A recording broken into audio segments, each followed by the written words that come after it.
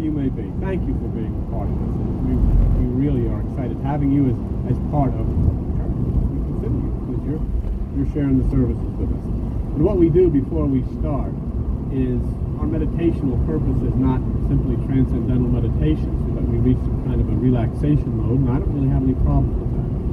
But we're here for a much more important thing, and that is to climb the stairs to the upper room within ourselves, and there receive the mind of Christ. The Oral Bible, you're on page 238, those little Bibles, in the New Testament, all the way back to the end of it, page 238.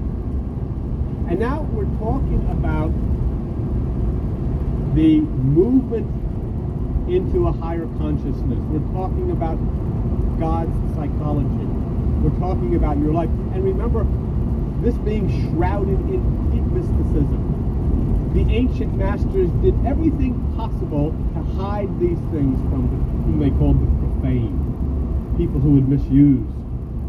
Plato was one of those who knew so deeply of these things, as were many other enlightened intellectuals of kind of the more modern. And so when you look at these things, you see great symbolisms of the East. You see great allegorical phrases, numerology, all these strange things, astrology, all this put together for one purpose, to convey mysterious truth about your life.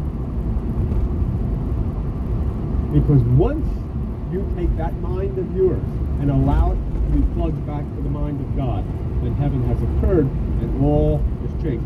It is absolutely impossible and quite ludicrous to think of going anywhere and changing anything and doing anything as long as we allow the minds that are carnal within us to rule our lives. As I said this morning, everybody wants to go to heaven.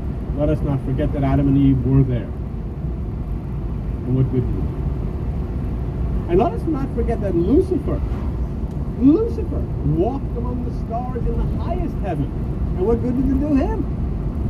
Why? Because both looked down, were tempted, and their egos overwhelmed the heavenly aspects of it.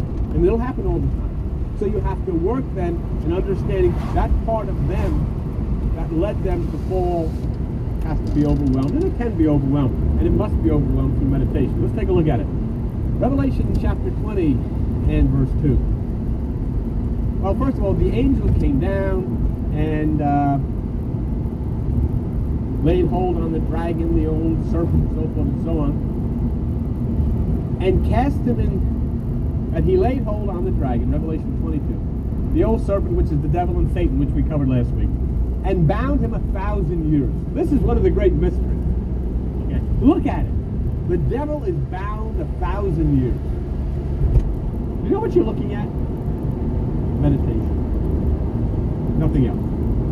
Meditation. Come on with me, I'll show you. The devil is bound 1,000 years. One is God. Two is God's unlimited and infinite nothingness. Satan is bound in God, and you are one in God's unlimited and endless and eternal nothingness. Why years? What do you mean 1,000? It says 1,000 years. A year is a segment of 12. And it's the 12 sympathetic nerve systems of the human body, and it's the 12 aspects of the human brain, 6 on the left hand, 6 on the right. That's why 12, that's why years is used. It symbolizes atmosphere. The 12 are the ruling aspects of your very life. Look at the code. You broke the code. You talk about the Japanese code during World War II. Look at the code. Satan is bound 1,000 years simply means that when God and his infinite nothingness takes control within you, which is out of the 12, there is no any longer fear of Satan.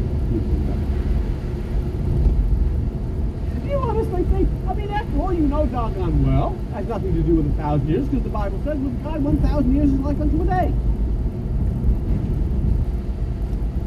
So begin to try to understand mysticism. Begin to try to understand the way the ancients hid these things from the profane.